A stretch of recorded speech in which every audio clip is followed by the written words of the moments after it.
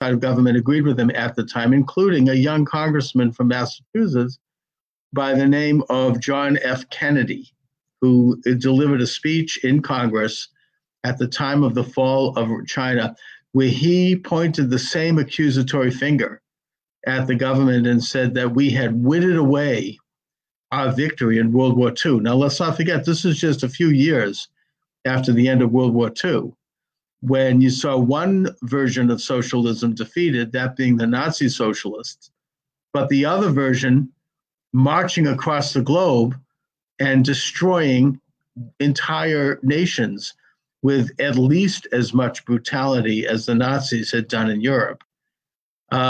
We should note that after the collapse of China in 1949, the North Koreans invaded South Korea, and that launched the Korean War, which is, of course, the legacy that we have today. And that's a separate subject for a separate day, but the point I'm making here is that the United States, whether or not Mao Tse-Tung would have been victorious, there is a great deal of evidence that he was not going to be victorious, that he was on his heels, and that the Chiang government was pushing him back, and that we basically stabbed Chiang Kai-Shek in the back. Every time Chiang would have a victory, Marshall was there arranging for a truce and a ceasefire so that Chiang could essentially reconnoiter his forces, which were backed by the Soviets. And every time there was a victory on the part of Chiang, Marshall arranged for, or he was part of arranging for, cutting off of aid and cutting off military aid and military hardware. It was so bad that even the U.S. Navy and Air Force had enormous resources in the Pacific left over from the victory against the Japanese, and Marshall actually arranged for it to be sunk in the Pacific rather than give it to Chiang Kai-Shek's forces. So I think that there's a lot of validity to the case that Marshall basically destroyed Chiang's position. Now, did he do this because he was a communist or pro-communist? I have no idea. He might have done it because of some geopolitical vision of creating a divided world between the West and the communists, so there could be what Franklin Roosevelt called a merge, a sort of a there's this word for it, I can't really remember it right now, but convergence. It could, these sort of demented international views.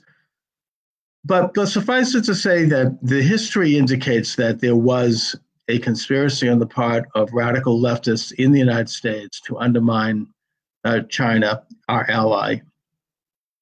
There was the Amerasia scandal, which took place before the end of World War II, in which John Stewart Service and several others were caught basically sending secret documents to the Communist Chinese and helping the Communist Chinese with propaganda and other aid.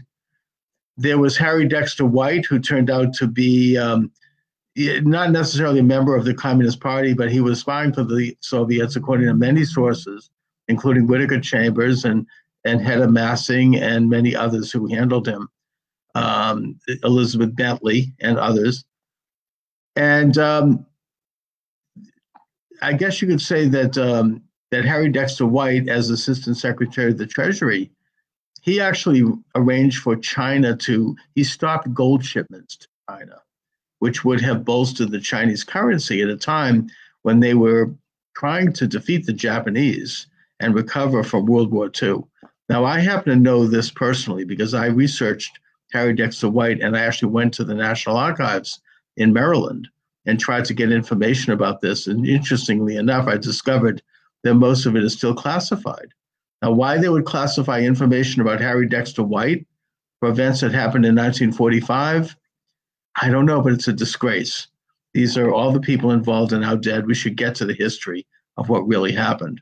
But what we do know is that, and I did see letters from White indicating that Chiang Kai-Shek would be first promised the gold and then he would stop the shipment of gold, which left his currency in shambles and almost worthless, and which caused an uncontrollable inflation in that country, which really undermined the nationalist regime in ways more than military. So there's a lot of blame to go around by people operating in the government. I mean, it's a big story that basically undermined Chiang Kai-Shek.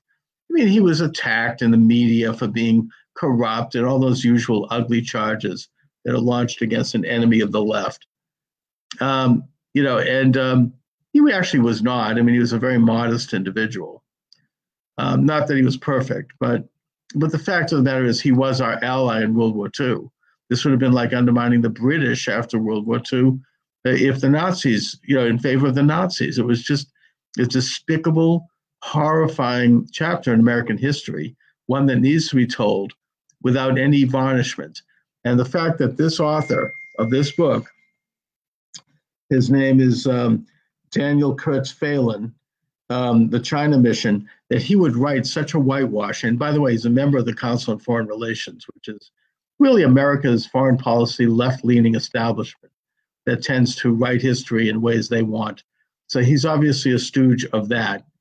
The fact that he would write this book in this day and age, making these kinds of false narratives, that is a disgrace. And it means that we're not going to come to terms with history. This isn't what history is supposed to be. History is supposed to be a reckoning with the truth as quick as loyal as we can get to it, so that we can understand the forces of history and learn from them, not whitewash it to make some people look good or to cover up an agenda that you might support that might be evil, and you're not admitting that. Anyway, so those are my thoughts on this. The book is, again, The China Mission. I've actually sent a note to this author asking if he'll come on the show. I don't think he will, but I really appreciate the opportunity to call it out. Anyway, thanks for watching, everybody.